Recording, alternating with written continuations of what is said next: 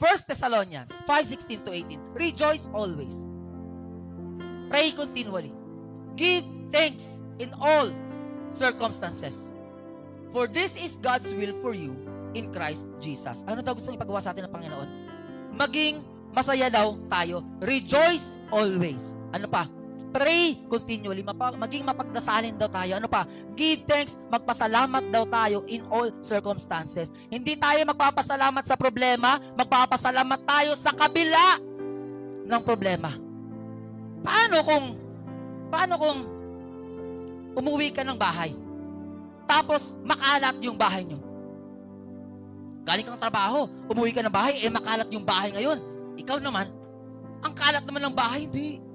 Pag sinabing rejoice always and give thanks in all circumstances, lahat ng bagay magpapasalamat ka. Paano mangyayari yun? Pag uwi mo ng bahay, makalat ang bahay, magpapasalamat ka dahil may mga batang nagkalat at malulusog sila. Dahil maraming bata ang hindi magawang makapaglaro dahil mahina ang kanilang katawan at may karamdaman. Pagpunta mo ng kusina, natambak ang hugasin. Ang hirap, pastor. Una, makalat yung bahay. Okay, sige, okay. Yung mga anak ko, healthy, okay. Pagpunta mo ng kusina, nakatambak na naman yung hugasin. Wala nagugas ng plato. But God said, give thanks in all circumstances. Magpasalamat ka dahil tambak ang plato, siguradong may kinain kayong nung araw na yon. Maraming tao, isang beses lang kumakain sa isang araw. Dahil tambak ang hugasin nyo, ibig sabihin ng 3. Mula pa ng umaga, hindi nga lang naghugas. Pero may kinain kayo, hindi ba? You give thanks in all circumstances. Ngayon, day off mo. Anong ginagawa pag day off?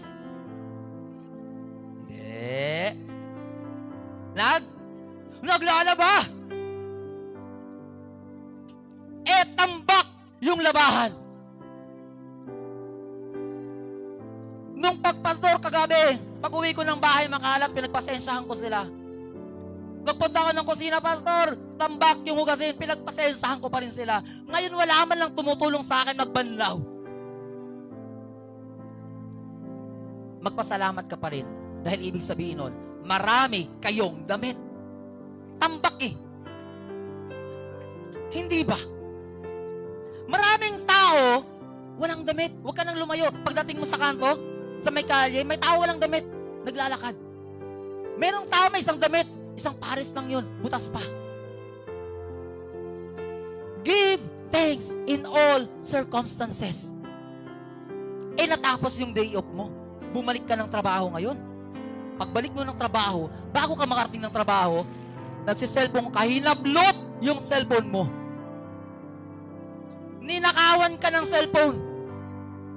Magkatawa mo pa rin ba magpasalamat? Pastor, simula pa lang bago ako mag-day off, makalat ng bahay. Pagkatapos, tambak yung hugasin. Walang tumulong sa akin sa paglalaba, tambak yung labahin. Papasok ako ngayon ng trabaho, ninakaw pa yung cellphone ko. Paano ako magpapasalamat? Magpasalamat ka kasi hindi ikaw yung magnanakaw.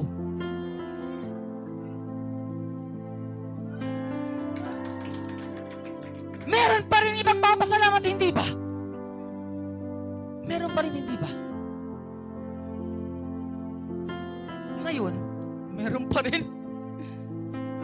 Ngayon, dahil nanakaw yung cellphone mo, hinabol mo yung magnanakaw. Ngayon, hindi mo naabutan, natagal ka, na-late ka sa trabaho. Last late mo na yun, sabi ng boss mo. Pagdating mo ng trabaho, sabi ng boss mo, you are...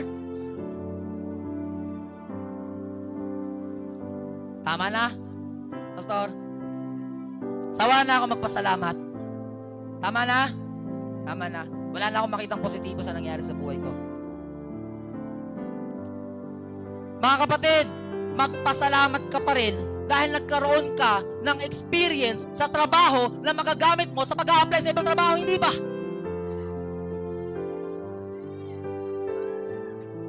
Meron pa rin. Ang problema, mga kapatid, kaya hindi tayo nakakakita ng positibo sa mga negatibong nangyayari sa ating mga buhay is because, mga kapatid, paano ka naman maniniwala? Paano paano ka naman maniniwala sa isang tao kung hindi mo pa siya kilala? Paano ka maniniwala sa isang Diyos kung hindi mo pa siya kilala? Paano ka magtitiwala sa isang Diyos kung wala kang relasyon sa Kanya? Doon tayo nagkaroon ng disconnect.